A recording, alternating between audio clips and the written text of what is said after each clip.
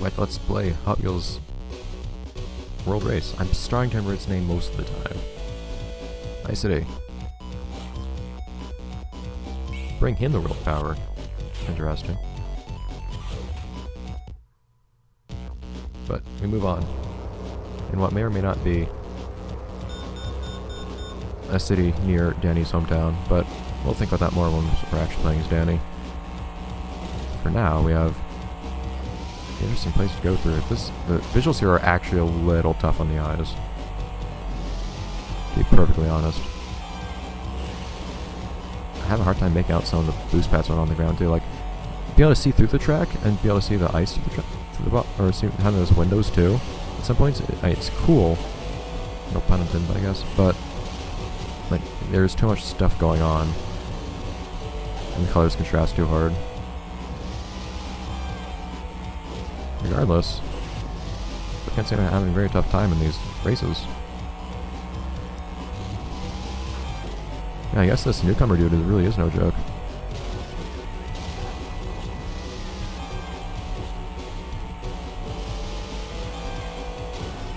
Which is fine, because that just means we have more skilled racers on our team. On our team. So I'm pretty sure that had an X in it. That's scorching that time. But by on our team, I mean like throughout the greater team of all the people participating in World Race. Hello! Man, why is Racecam the big competitor here? Guy keeps getting on my tail. No, it doesn't feel like I'm really getting attracted to anything. Also, I didn't realize you could hold it down for this long. I seem to like just not lose speed when I do that. So that's a little bit more powerful than I might have realized it is. I seem to like really not lose speed when I do that. I wonder if I can just hug the wall indefinitely with the plus sign as well. I noticed though that lasted longer than normal boost did. It only got cut off because I hit a jump. That's not usually how that works. I can normally only boost for so long.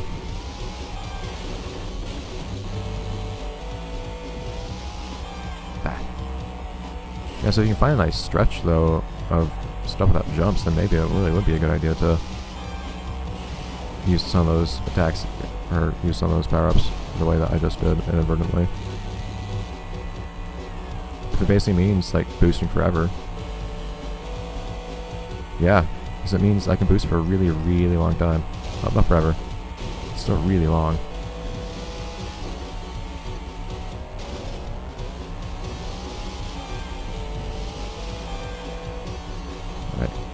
So I do have to put in some effort now, at least, with Racecam not really letting up on me. Racecam doing its part to make sure I don't let my guard down. First, I mean, that was at least the idea initially behind doing races and beat that. Pushing each other to our limits, making sure we're always in our best racing shape to deal with that once we find it. So that's one team done.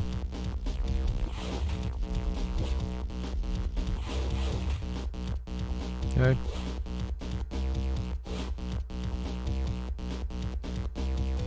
Oh, I guess we were given our cars supposedly, but whatever. We have cash apparently. Of course, that's not the end of the story at all. That's only one side of the first part of the story. There's much, much, much more to do. So let's get going on to the next team. I should be able to finish this episode since we're only gonna have 3 races here.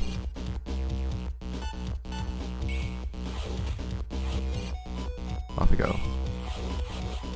Ballistic. So who's on our team this time? We have Ballistic. Ooh, Twin Mill already. Nice elite. And Alex. Oh geez, this is a freaking dream team.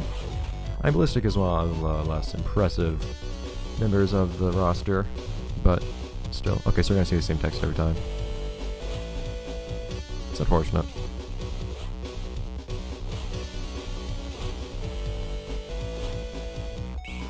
But it makes sense if all these things are happening simultaneously. So this is actually happening at the same time that our first run through with the first team was happening. Oh man, I have to use the worst cars now. The cars that actually really do can handle a lot more poorly. And that's Ballistic for you though. A veteran, but still not the best we have to offer, unfortunately. But since I have a better idea of how to handle turns and whatnot, it shouldn't be too bad. Yeah though, man, these turning is no easy feat with this guy. you. Of course, we have learned that every now and then you have to separate the skill of a driver from the car they're actually driving, as was the case with Vert, especially the last few games.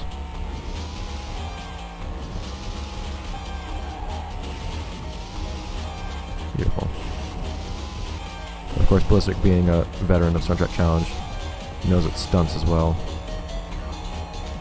And it was a racer primarily in Star Trek Challenge as well, unlike some other contestants we've seen, like Slingshot.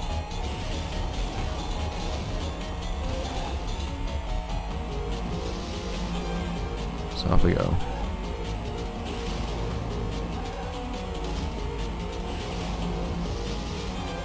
So I suppose we're probably going to be going to the same tracks each time too, which is fine. Because I know things go, we're going to be restarting the tracks to go through often enough that it's not going to be repetitive going through the same track again and again. There's going to be a number of episodes between seeing each track a second time.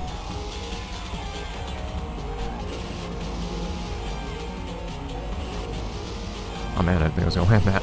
At least everybody has the same stunt speed? Okay, that was interesting. There's something behind me so that doesn't mess me up too much.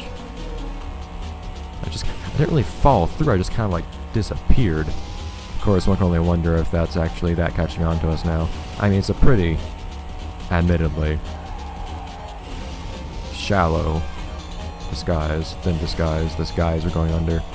With this supposedly just being a tournament to find out who the best racer is, while incidentally searching the multiverse, covering tons of ground.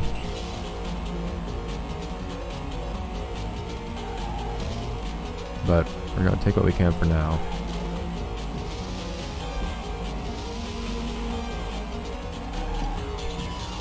Do everything we have. Use everything we have. And we've accumulated quite the roster here. We have lots of people on our side now.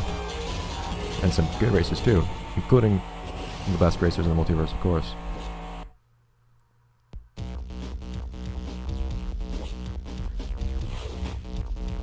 There we go. Space again. And still only stuck with Ballistic, but that's fine. Yes, I'll just start saving the text, I guess, since we've seen this stuff before. Off we go. So I guess this might be separated into leagues or something, considering that like all the lower level, let's say, cars are together, like Ballistic and that first new car that we played as, and Drifting Rhinestorm. And what was the other one?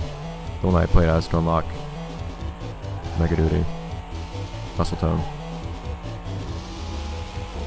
Jeez, I wasn't completely holding down that entire time. I might be able to make that if I didn't let go. I'm not sure. I'm not sure the rotation actually slowed down or not. Dude. You're supposed to be one of the trick veterans here. Oh, somebody actually stole my... That's interesting. That's what the minus does, I guess. I think it drains people of their boost somehow. That's my guess. That's just something else that somebody hit me with.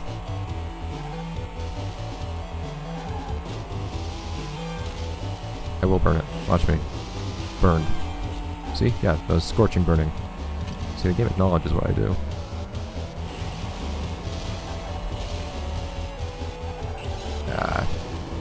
Still, I would like to get away from playing as some of these lower stack cars as quickly as I can. We're gonna have lots of jumping between drivers of different skill levels and cars of different levels of ability. I was about to say I didn't feel too bad. Dude! I was holding the gas the whole time. I ended at a nice angle, but still ended up pretty poorly. There we go. Didn't last very long. If you don't have a mini-map, you can't really tell how... Unless you memorize the track, which of course is an option. It's hard to tell though if you're actually near a long stretch of track or not, where you won't have any jumps, so it's hard to use that plus power up effectively.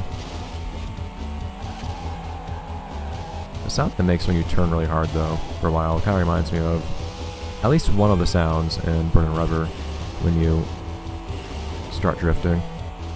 Specifically the sound that makes when you're in that starry track, that one's actually in space. I thought that one made a really weird sound. I mean, you're basically like driving on stars, so it makes a really kind of abstract kind of noise. Unlike the more realistic noises it makes from other tracks. I do like how in that game they actually made different sounds for your tires on different surfaces. Cool though. Yeah, all the lower level guys are racing with each other. Then we have the higher levels in some other place, like Alex and Twin Mill are. Was it? No, Twin Mill's actually second tier.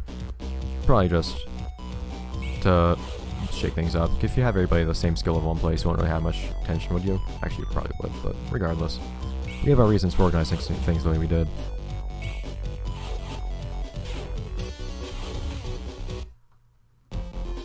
Okay, though.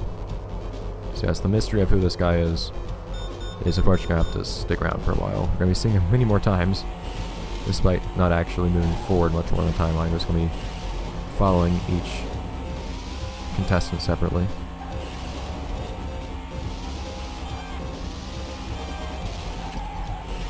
I think it's a decent formula. Everyone getting stream time is actually really nice. I like how the game works out perfectly, so we actually play through the game once as each character.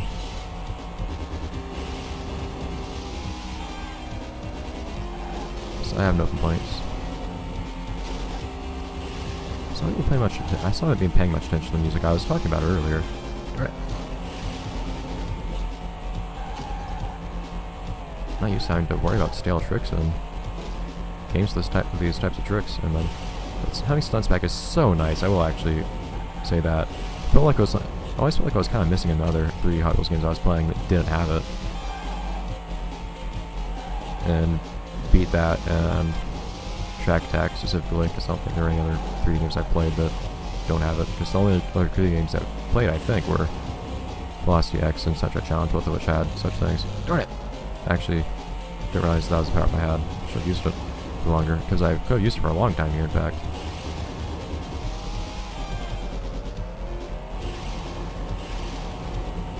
Alright, though. I didn't realize, though, that the World Race movie, series, whatever, canon, let's say, actually had so many characters. Jeez. Did I actually see like any World Race media before? I don't know if I did or not. I saw media with Vert in it, but this Vert, why do I keep doing that exact same trick? He appeared in more than just World Race, so it's kind of hard to say.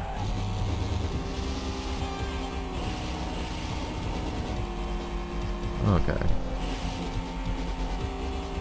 I don't know if the guy who knows all this stuff and is curious about and wants like a limited power source is actually the professor, or whatever his name was, from Velocity X. Kinda doubt that, though. Possibilities are always open. I have gone to the point where I can play this game well enough that I can just actually run through these races on autopilot. I'm not paying much attention to what I'm actually doing anymore. But then again, it takes more concentration later on.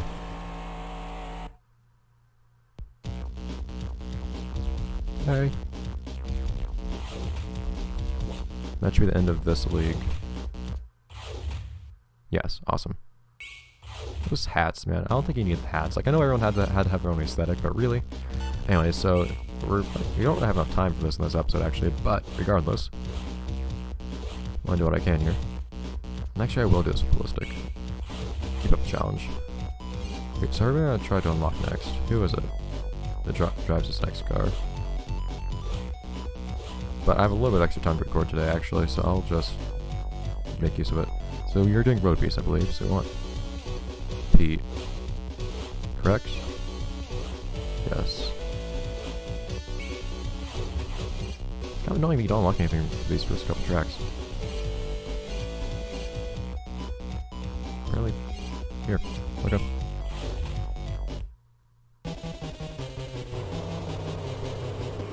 Yep, and here we have Twin Mill. It's a very pretty looking Twin Mill. It is the Twin Mill.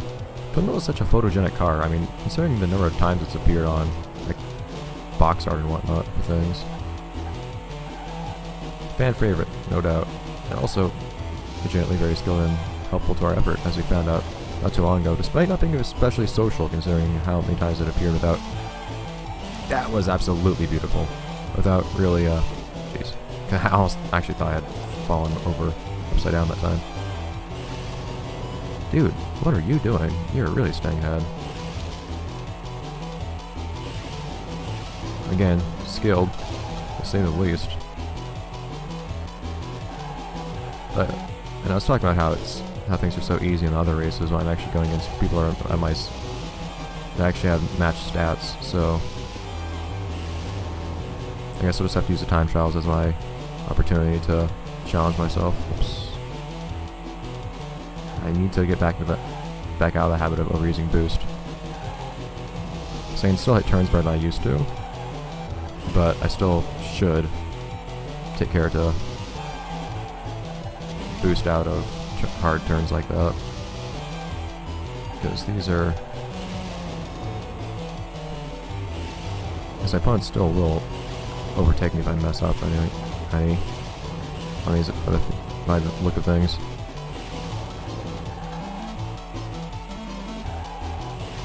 It's so tempting to use boost constantly, but that time I was actually boosting on the turn. Even so, the speed I lost there afterwards was a little problematic. Hey! Okay, we can't let that happen at the end there. If he overtakes us at the very end, that would be a problem. Guess I'm pretty consistent at doing stunts correctly now. Not that I never mess them up anymore, but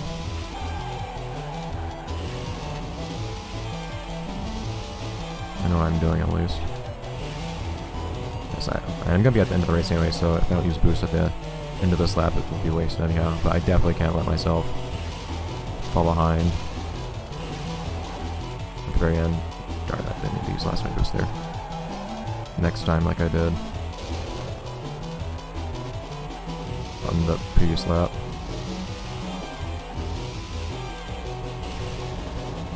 There you go. Awesome. That sets us up for next episode where we get to have the fan favorite Twin Mill get spotlight. It's nice that Twin Mill finally actually started helping us out though, or at least started interacting with the others when it had to. Really had no choice if you wanted to get out of that simulation, but it worked out. But in any case, that's gonna be it for this episode of Let's Play Hot Wheels World Race of the GBA. This is nice. I'm liking it. We have a nice little formula. Things are worked out. We have the logistics figured out. It's fun. All the characters are going to be appearing. It's great. And after this comes something even better, the console version. So I'm excited. I'm happy with this. And we have some mysteries, like who this guy is that's telling us things, and whether he's actually telling us the truth or not, and how he knows the things he knows. Oh no, are we going to demo play mode? Oh, we are. Look at that. Oh man, it's Fort Wheeler. But we'll get to Fort Wheeler later. See you then, guys.